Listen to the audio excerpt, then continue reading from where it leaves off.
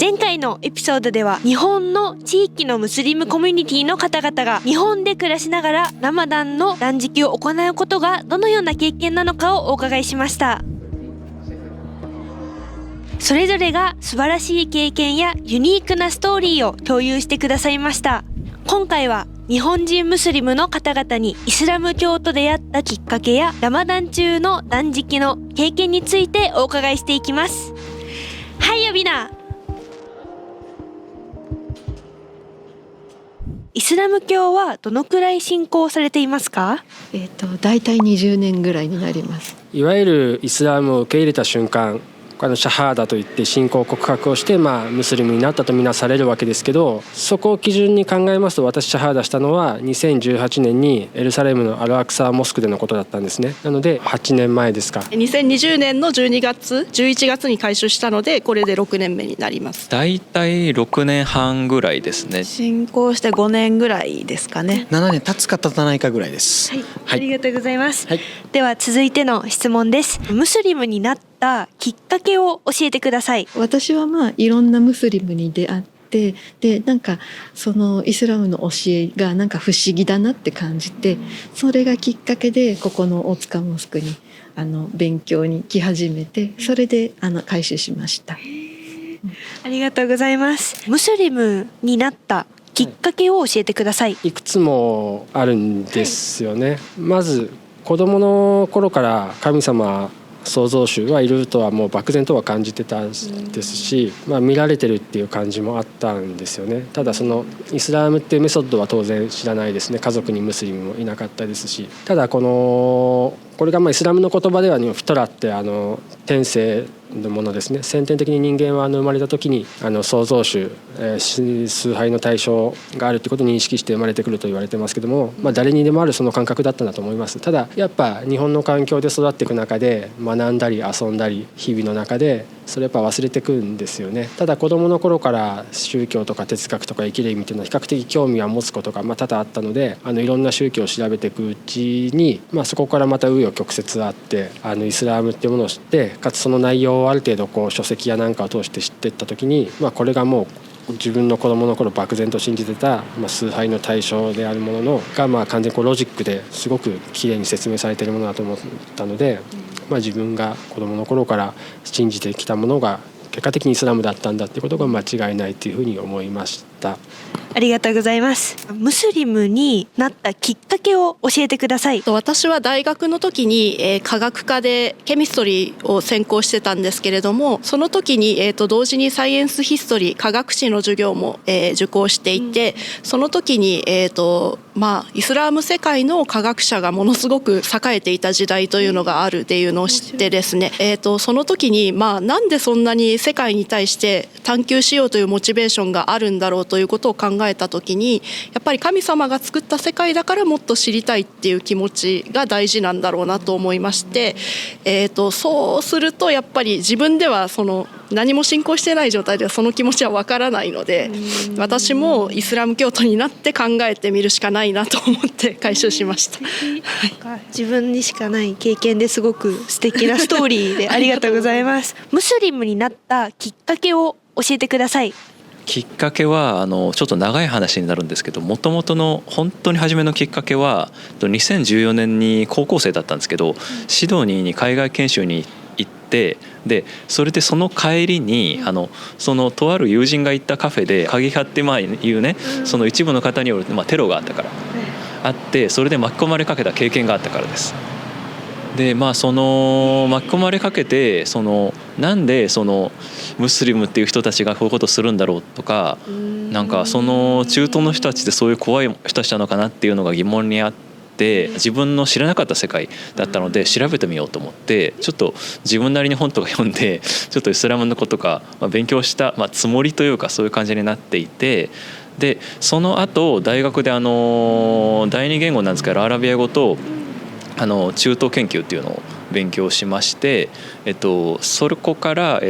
アラビア語を学んで、でアラビア語の中で、アルハムドリンラーとかインシャーラマシャーラとか常にアッラ、神様に関する言葉がたくさん出てきて、そういうのがすごく非常に面白いなと思って。て、そういうところから惹かれてきました。面白い。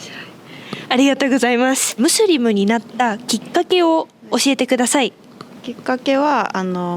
結婚ですね。ムスリムの方の結婚です。はい。ありがとうございます。ムスリムになったきっかけを教えてください。僕は初めてUAE の方に16年前に訪れて、その時っていうのはイスラムに対するイメージってそんなに良くなくて、実はちょっと危ないとか、ただ行ってみて現地の人たちと触れ合っていく中で、なんでこんなに優しいんだこの人たちはっていうふうにすごく感じたのと、あとはその現地の方とお話しした時に、イスラムの意味を知ってますかって聞かれた時に、いや知らないですって答えたら、その平和だっていうふうにおっしゃってたんですよ。平和とピース、リスペクト、ラブ、この3つってなった時に自分の中ですごい混乱が起きてしまってですね、イメージが悪い中で言ったのに、そのことを言われた時にそんな意味があったの？そこから興味を持って毎年 UAE に行くようになって、いろんなことを教えてもらって、その中で僕もこのムスリムの人たちみたいな人間になりたいって思って、そのために自分はどうするべきかなと思った時にいろいろ考えたんですけど、それだったら自分がムスリムになって皆さんと一緒にいろんなことを学んで、信仰とか考え方とかそういったものを学んでいきたいと思ったのがきっかけで、2019年の12月にUAE のハッタっていう場所でコンバートしました。はい、はい、ありがとうございます。じゃあ続いての質問です。日常生活でイスラム教の習慣を適用するのに何か難しいなと思ったことはありますか？そうですね、やっぱり職場だとまだあまりヒジャブとか、認めてもらえないとかがあるので、そういった部分は女性は会社にもよるんですけど努力が必要なところかなと思います。はい、ありがとうございます。イスラム教の習慣を日常生活に適用するのに何か難しいなと感じたことはありますか？基本的には一つもないですね。イスラムの教えは人間が本来生まれつき備わっている天性にかなったものだと思いますので、やっぱり無理がないものです。ただご存知のように今ラマダン月だったら、この時期のつきものとして健康な成人であれば断食なんかしますよね。多少の忍耐を要するとかそういうのはありますけど、大きな問題はないです。むしろ教えを守れば守るほど日々の生活がリラックスしたストレスフリーなものにどんどんなっていってるっていう感じですね。ありがとうございます。日本の日常生活の中でムスリムの習慣を何か適用するのに苦労したことはありますか？やっぱり日本の場合はすごく暑いというか蒸し暑い気候なので、夏の間にヒジャブをするのはすごく暑いのが一番大変です。それが一番辛いそれ以外は大丈夫です。ありがとうございます。日常生活の中でイスラム教の習慣を何か適用するのに苦労したことはありますか？一番はやっぱりお祈りですかね。やっぱり時間がやっぱり決まっているものなので、どうしても、特にやっぱり仕事してる社会人とかだとやっぱり仕事の間だから、なかなか調整しづらい部分はあったんですけど、そこは会社の理解とかも得ることがちょっとアルハムドリラ幸いにも できまして、なんとかそこはね調整してますし、特にやっぱり日本だと場所がやっぱり限られてるとか、あとお清めウドゥをする前の水が必要なので、そういうところでやっぱりね必ずしも、ちょっと見つけにくい時もあるけど、そこは慣れもあるかなと思いますけど、そこは慣れてきましたありがとうございます。日常生活でイスラム教の習慣を適用するのに何か難しいなと感じることはありますか？やっぱり女性だとで、特に日本だと例えばヒジャブとかそういうのがやっぱりあまりなんていうんですかね、親しみがないというかっていうところなので、ちょっと日本社会に馴染むのは日本人としては難しいかなと思います。はい、ありがとうございます。イスラム教の習慣を日常生活で、適用するのに何か難しいなと感じたことはありますか？それは非常に感じますね。いわゆる日本の社会でいわゆるイスラムへの理解って多分そんなになくて、私自身もそうなんですけど、仕事の中でお祈りをするタイミングというのがなかなか見つけられなくて、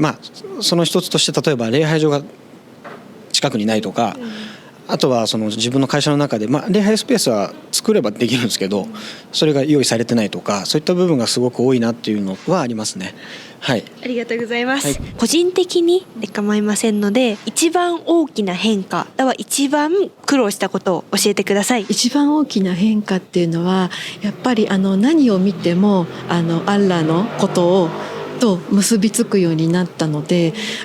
例えばいい時も悪い時もいつもアッラーのことを思い起こせるので、そこがやっぱり今までの人生の中で大きな変化かなって思います。ありがとうございます。ムスリムになって一番大きな変化や一番苦労したことがあれば教えてください。逆にやっぱこれも苦労からいくとないんですね。どんどん生活がいいものに充実したものになっていってるんで、大きな変化ですか、はい、これはやっぱちょっとずつなので、なんかイスラム教徒になった瞬間なんか急にドカーンで何か大きく変わったとかはないですね。ボーンムスリムの方にも時々言われることがあるんです。なんかシャハダした瞬間人生が明るくなったとか開けた感じとかすごくあったんじゃないのかみたいな言われる時あるんですけど、ないですよねただ時間をかけて信仰心っていうのも急にそれこそアッラーの英知によってなんか急に大きなものをボンって与えられてこう変身してしまうような人もいるのかもしれないですけど、大抵が長い年月かけてちょっとずつ育っていくものですので、ゆっくり育てることの方がむしろ好ましいと思いますので、言うのであればその子どもの頃から漠然と信じてた存在っていうものがアッラーという呼称があって、でアッラーだけを崇拝する、つまりアッラー以外のものに向けていた崇拝の全てをやめたこと、やっぱこれが当然一番でかいんですけども、なんか特に多くの日本の方々にこういう話をしてもあまりインパクトのない答えとかピンとこないかもしれないですね。でもそういう信仰を持ってちょっとずつ生活していくことで、生活の中に大小さまざまな変化がやっぱ起きてくるんですね。総じて以前と比べたら自分の人生がなんか思っても見なかったほど素敵なものになってるなって気づけばそう感じています。ありがとうございます。個人的にムスリムになって一番の変化とか一番大変だったことを教えてください。一番いい意味での変化はいつでも神様に対してアルハムドリッラーというか、その神様にありがとうございますという気持ちを持てるようになったことが多分一番いい変化だと思います。すごくその日常のあらゆることに対して感謝できるようになったことがすごく良かったと思います。一番大変なのはやっぱりラマダンは大変ですね。あんまりみんなすごくラマダン来ると嬉しいってなると思いますけど、私はまだそんなに嬉しくない。やっぱりお腹空いちゃうんで辛いですありがとうございます、個人的に一番の変化または一番大変だったことを教えてください。一番大変だったのはそのお祈りよりかはやっぱり断食かな。ラマダンの初めて断食をした時に体自体は慣れてくるんですよね。やっぱり数日化すると、それはやっぱり正直毎年やっぱり初めの数日はやっぱりしんどいと思うし、それは生まれながらムスリムの人々にとっても大変だと思うんですよ、それは。でやっぱり特に初めてした時は友人とか家族の理解を得られたと思うけど、その当時アルバイト、学生だったんでアルバイトをしていて、でアルバイトでその一日中朝から夕方までのバイトだったんですけど、昼休みみんなが時間決まってるんですよね、昼休みの。でそこで食べてる中で自分だけ食べないからすごいなんか異常な目で見られたようなことがあって、そこはちょっと大変っていうよりかちょっと気持ちの問題ですけど、初めちょっと心細いっていう感じはあったかな。ただそれも何日かね、しばらくすればそこは自分で結局決めたことなのでね、ムスリムになるって、そこはね乗り越えられたかなと思います。であとはそうだな、変化っていうと正直そんなにムスリムになったかって、食事とか、豚を食べなくなったとかお酒飲まないとかそういうのはあったけど、あとは結局だからイスラームでも、日本人でも結局例えば日本人って道徳の授業とかありましたよね。そういったことで我々ってムスリムなんだけどある意味眠ってるムスリムみたいな言い方をするようなところはあって、日本人って。なのでもともとそういう道徳心とかそういうものってイスラームと通ずるところがあるので、だからムスリムになったからといって別に日本人を捨てたわけではないし、新たにそういうのをより意識できるようになったっていうのかな。そういうのはいい変化としてはあったかなと思ってます。面白い。ありがとうございます。一番大きな変化が一番苦労したことは何ですか？一番大きな変化、お祈りするようになったことですかね。1日5回のお祈りが、そうですね、そういう習慣は全くなかったので、はい、変わりました。はい、ありがとうございます。一番大きな変化または一番苦労したこと教えてください。そのムスリムになってから。ムスリムになってから。大きなことは2つあるんですけど、やっぱり偏見、僕がムスリムになった時にやっぱりこういろんなこと言われましたし、でも家族はみんなアクセプトしてくれたんでそれで十分かなと思ってますけど、やっぱりこう他の日本の方々への理解を正すのにすごく時間がかかったというか、それは一つあります。それとあと大きく変わったことは、その自分の人生に起きることというものはいわゆるその神様からのこのギフトだっていうか、神様のプランというかそういったものなんだっていう解釈ができるようになったことはすごく大きくて、僕は3年前に一度こう生死をさまよってた病気になってしまって、死ぬかもしれないみたいな感じになってしまったんですよ。でその時に僕の大親友、大学からの親友なんですけど、彼はUAE のイマラティで彼に相談した時があって、そしたらやっぱそれは神様からのギフトだよって、だから前向きに考えようよってなった時に、なんかすごく自分の中でネガティブになって気持ちがすごく落ち込んでた時に、その一言をくれたことによってもう一回頑張ろうってこう思えたのがすごく大きな変化かなと思いますね。だからムスリムになってよかったなって、であとはムスリムの友達仲間をたくさん持ってよかったなっていう出来事でした。それははい、ありがとうございます。では最後の質問です。ラマダン中の断食の経験について教えてください。私は入信した年が、今みたいな冬の季節だったんですけど、やっぱ入信したばっかりで朝に断食に入る前にとる食事にみんなが電話して起こしてくれたりとかして、それがとっても思い出深いです。私もいつかそんな起こせるような立場になってみたいかなって思いますけど。すごい素敵なストーリーです。ありがとうございました。ラマダン中の断食の経験について教えてください。断食っていうとまず多くの人たちが苦行みたいなものをイメージする。でもイスラムでは断食は苦行じゃないっていうのがそもそも大前提ですよね。苦しむためにやってるわけじゃないんですね。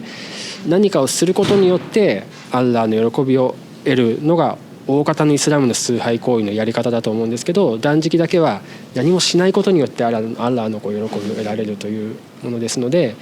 空腹や渇きはにせよその発想でいくとある意味一番簡単にできるアッラーの喜びを得られる崇拝行為かなと思います。ありがとうございます。ラマダン中の断食の経験について教えてください。一番今までで辛かったのは、一番最初に断食をした時に多分血糖値がすごい下がっちゃって、エスカレーター乗った時に乗ってんだか落ちてんだか分かんないみたいな状況になって、それが一番辛かったですね。それ以外はそうですね、最近はだいぶラマダンに入る前にその前の月も断食した方がいいっていうタイミングは結構あるんですけど、そういう時からちょっとずつ準備をすることでだんだん胃を小さくすることでなんとか頑張れます。ありがとうございます。ラマダン中の断食の経験についていかがでしょうか。そうですね、先ほど話した点の他にはそうだな、初めてラマダンをした時はちょっと2020年だったんですよね、初めて。でまだ4月の終わりから5月の終わりでちょっと暑い時期だった。だからそれ初めてのラマダンでちょっと少し大変だったかな。やっぱり初めの数日間とか、何日かすると慣れてくるんですけど、2つ考えてきたんですよ。一つの気づきとしては、やっぱり普段我々はやっぱり、特に日本にいると、何不自由なく、食べ物も飲み物も手に入るっていう環境の中で、普段当たり前なんだけどその当たり前がない人々も世界にたくさんいる中で、そういうのありがたみかな、そういうのをまず感じることができたっていうのが、まず一つ。二つ目としては結構周りからよくやっぱり断食やってるんだとかって言うとなんか大変だねってなんかで水は飲めるの水も飲めないみたいな水も飲めて本当に大丈夫みたいなやっぱり職場だったらね、その今までいろんな上司と働いてきてね言われなかったけど直近の上司に初めて会った時気絶しない方心配だってだからそこまでだから上司には個人的にはそこまで大変じゃないんですよって特にデスクワークだったらだからちゃんと夜の間に水分とか食事をとっておけば大変じゃないってことを強調して分かってもらえたけどだから結構今まで心配されてたんだろうなっていうのはあって日本の皆さんが思っている以上に大変だとは私は思ってないです正直私の意見から言うと、しっかり水分と食事をとっていればあとはそのね結構断食って体にもいいって特に最近言われてきたかな昔の概念だとやっぱり食べない飲みはしないのありえないみたいなのもあったんですけどやっぱり断食ってすごい体にいいものだしそういうところも知ってやっぱり断食っていうものが必ずしもやっぱりねそのなんか悪いものっていうかその強制されてするものじゃなくて断食って体にいいからこそやるものだしまたあるいはその食べられない人たちのことを忘れないためにも行うものなんでありがたみを感じるためにやるものなのでその2つをよりね感じられるきっかけになるんじゃないかなと思いますしだからその日本人の皆さん日本人である私のね経験をもとにちょっと断食に対する概念をちょっと変えてみられるのではないかなと思います。はい、わかりました。はい、ありがとうございます。ラマダン中の断食の経験について教えてください。今断食中でもともとは断食っていうのは飲食禁止っていうのが多分メインだと思うんですけどそれ以外にもやっぱり例えば嘘をつかないだとかなんていうんですか心的にも精神的にも断食というかしないことっていうのがあって本当になんていうんですかね心身ともに清められるというかそういう経験をしてるかなと思います。はい、ありがとうございました。ラマダン中の断食の経験はいかがですか？ムスリムになった最初の年は大変だったんですけど、日本って結構ねいろんな周りはみんな食べてるのに自分は断食するみたいな感じでちょっと大変だったんですけど、今は全然慣れてむしろやっぱりその断食をする意味っていうものを自分自身でしっかり理解をしてやることでより良いものになるんじゃないかなっていうのはここ数年ではずっと思ってます。なので楽しいです。はい、ありがとうございます。ありがとうございました。今回の動画はここまでです。皆さんはどう思いましたか？もしも何かご意見や感想があればコメント欄に共有お願いします。動画を気に入った方はいいね、シェア、そしてチャンネル登録もよろしくお願いします。それではまた次回の動画でお会いしましょう。